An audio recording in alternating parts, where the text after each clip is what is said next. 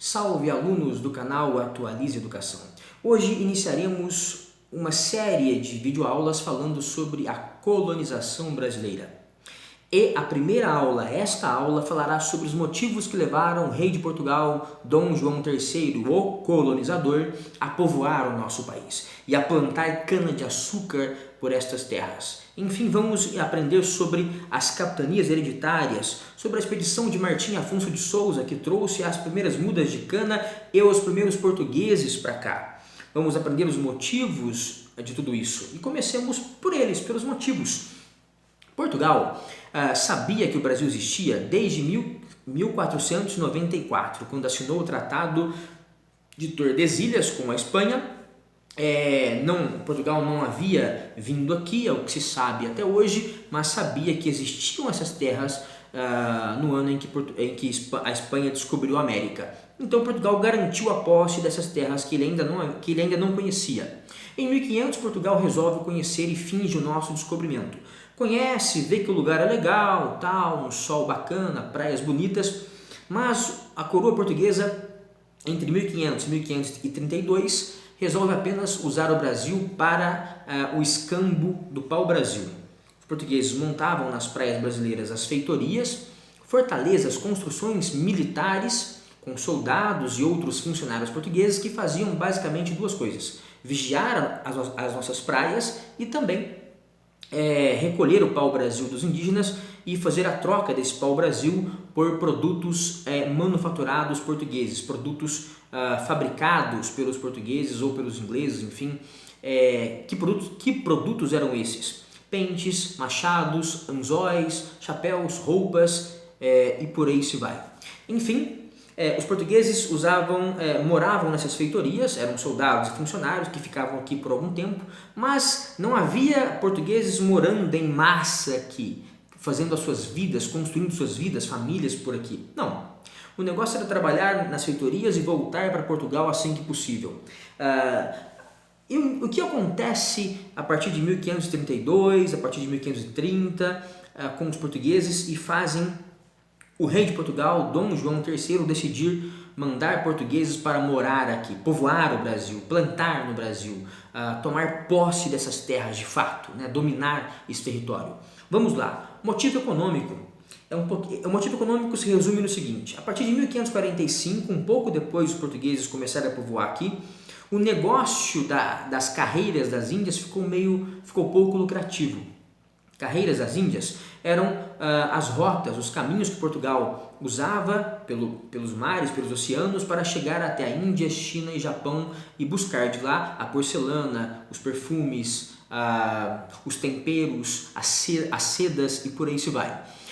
Com a concorrência das cidades italianas de Gênova, Florença e Veneza, esse negócio ficou menos lucrativo. Portugal então tinha que buscar uma outra fonte de renda, que não fossem as carreiras das Índias. Carreiras das Índias que eram também prejudicadas pela corrupção, pela malandragem dos funcionários portugueses, entre eles o grande escritor Luís Vaz de Camões. Esses funcionários, lá nas colônias portuguesas, na China, na Índia, roubavam, desviavam parte do dinheiro, dos lucros, dos produtos que deveriam ir para a coroa, para o rei de Portugal, para o governo português. Esses funcionários desviavam isso lá na colônia, desviavam esses recursos nas feitorias, desviavam esses recursos também na Casa da Índia, que era uma parte do governo que ficava em Portugal mesmo e era responsável por esses negócios das carreiras das Índias. Enfim, muita corrupção e isso foi ficando pouco lucrativo,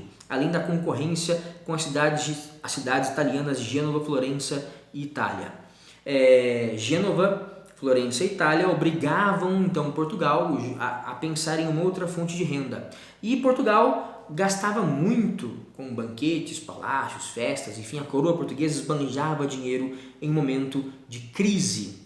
Além disso, os portugueses descobriram ali por volta dos anos de 1530 que os espanhóis estavam encontrando ouro e prata principalmente aqui na América. Opa, se tem prata e ouro na América, se nós estamos gastando muito, se nós temos funcionários corruptos que estão roubando da gente, se nós temos a concorrência de Gênova, Veneza e Itália, é hora de pensarmos em morar no Brasil, de colocar portugueses para morar lá, morando lá, e com esses portugueses morando lá, plantar alguma coisa, plantar cana-de-açúcar. Por que cana? Porque os portugueses conheciam o plantio da cana. Os portugueses plantavam cana nas ilhas de Açores, Madeira, São Tomé e Príncipe, Cabo Verde, ilhas próximas de Portugal e da costa africana.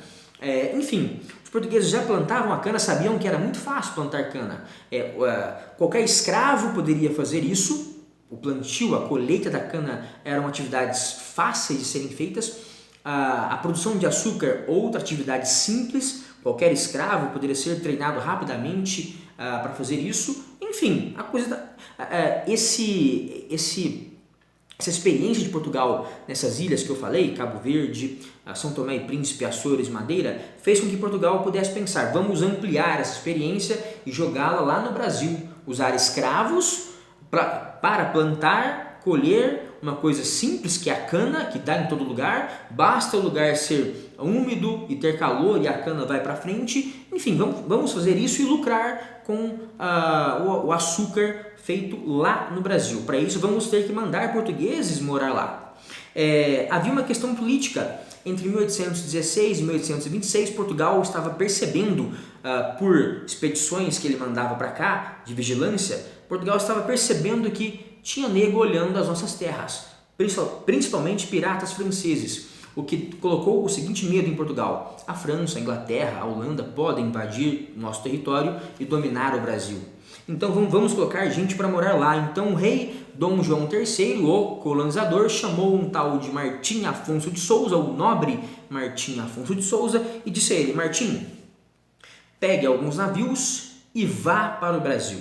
Martim Afonso de Souza, então, coloca nessa expedição, nesses navios, 200 casais jovens e sem filhos, 400 portugueses jovens que deveriam morar aqui e gerar filhos nessas terras, filhos que nasceriam brasileiros, sem saudade de Portugal e gostando, amando as nossas terras. Olha que estratégia legal para os caras gostarem de morar aqui. Esses casais jovens, enfim, estavam começando a sua vida, né, e poderiam aprender a gostar do nosso país mais facilmente. O senhor Martim Afonso de Souza navegou por algumas regiões do Brasil, navegou por Pernambuco, no Cabo de Santo Agostinho, e chegou a uma região chamada Vila de São Vicente. Essa região já era povoada por alguns índios e portugueses, né? Mas foi ali que Martim Afonso de Souza fundou, no dia 22 de janeiro de 1532, a primeira vila, a primeira cidade do Brasil, a Vila de São Vicente. Ali, esses casais foram colocados. Em seguida, Martim Afonso de Souza fundou uma segunda vila, a Vila de Santo André da Borda do Campo. Vila de Santo André da Borda do Campo, no Planalto do Piratininga. Duas vilas fundadas. Martim Afonso de Souza trouxe para essa primeira expedição que fundou São Vicente, ele trouxe as primeiras mudas de cana, ele trouxe os primeiros animais, os primeiros rebanhos de gado, porcos, enfim, cabras, ovelhas. Ele trouxe os casais e trouxe os animais e as plantas que esses casais plantariam, produziriam, criariam, enfim. Ele trouxe ele iniciou o processo de colonização no nosso país. Mas Portugal percebeu que isso tudo custava muita grana. Não conseguiria fazer isso com o território inteiro, bancar as pessoas para iniciarem suas vidas aqui no Brasil. Era muita grana envolvida nisso, e a coroa portuguesa não tinha essa grana. Então o que pensaram os caras? Vamos fazer a terceirização. A terceirização. E aí isso se dá por meio das capitanias. Terceirizar, privatizar. Eu, rei de Portugal, não faço, mas eu vou terceirizar, jogar para você. Você vai fazer. Você quem? Você nobre, você capitão donatário, você o dono da capitania hereditária. Você vai fazer por mim, rei de Portugal. Vale lembrar aqui o seguinte: esses primeiros casais que chegaram à Vila de São Vicente, depois à Vila de Santo André da Borda do Campo, tinham uma vida muito difícil. Eles mesmos extraíam a madeira para fazer as suas casas de pau a pique, né? Madeira, bambu trançados, barro para formar as paredes, telhados de folhas de palmeira, enfim, plantavam o que comiam, criavam os animais para o seu próprio consumo, era uma vida feita do zero, tinham que fazer tudo, porque aqui não havia nada a não ser mato.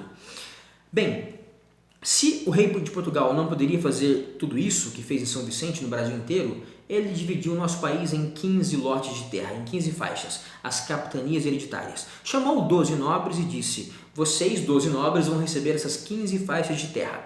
Ele fez essa lei das capitanias em 1530, com medo dos piratas franceses e dos holandeses, dos ingleses. Essa lei das capitanias hereditárias de 1530 ficou pronta e em 1532 veio Martim Afonso de Souza e só em 1534 o rei Dom João III resolve doar as capitanias para os capitães donatários, para os nobres, porque ele percebeu, pela experiência do Martim Afonso em 1532, que o rei de Portugal não conseguiria bancar tudo isso. E aí a doação foi feita em 1534. Os 12 capitães donatários receberam uma carta de doação que provava a doação e um documento chamado foral. Esse documento foral constava as obrigações do capitão donatário, de quem recebia do rei a capitania, essa faixa de terra. O capitão donatário tinha as seguintes obrigações: povoar, trazer portugueses, trazer escravos, plantar, colher, lucrar, produzir açúcar e vigiar a sua capitania. Vigiar, lucrar, plantar, colher, povoar, comprar escravos. Não era para qualquer um. Por isso não deu certo. A maioria dos capitães donatários, todos eles eram nobres, e a maioria não conseguiu pensar com a cabeça de um comerciante. A maioria não investiu, não produziu, não buscou organizar a capitania em várias fazendas para produzir o açúcar, né? Esse foi um dos motivos do fracasso das capitanias, tá? Do prejuízo que elas deram. Só duas deram certo, deram muito certo: a capitania de São Vicente e a capitania de Pernambuco. São Paulo e Pernambuco, as outras não deram muito certo, e vamos ver isso na próxima videoaula. Bem, qual foi o segundo motivo? Esses capitães donatários, nobres, além de não terem o juízo, a inteligência de um comerciante, a vontade de um comerciante de ganhar dinheiro, de fazer dinheiro, eles tinham muitos gastos. Para montar a estrutura de produção de açúcar nas capitanias, eles tinham que comprar escravos, eles tinham que comprar e transportar da Europa e da África para cá, além dos escravos, instrumentos, utensílios para a fazenda, né, ferramentas, as peças do engenho, e muitos não conseguiram bancar essas compras. Não conseguiram bancar e não tiveram essa inteligência de comerciantes, de capitalistas, né? As capitanias do norte para o sul: Pará, Maranhão, Ceará, Rio Grande, Itamaracá, Pernambuco, Baía de Todos os Santos, Ilhéus, Porto Seguro, Espírito Santo, São Tomé, Rio de Janeiro, Santo Amaro, São Vicente e Santana, além da ilha de São João, que hoje é a ilha Fernando de Noronha. Bem, só as capitanias de Pernambuco e São Vicente, Pernambuco e São Paulo deram certo, as outras não. E aí nos próximos vídeos falaremos sobre como era o plantio da cana nesses locais, o plantation, sobre como era a vida baseada na escravidão. Falaremos sobre a política, como o rei de Portugal tentou consertar o problema das capitanias. Fiquem com Deus, até o próximo vídeo, um grande abraço.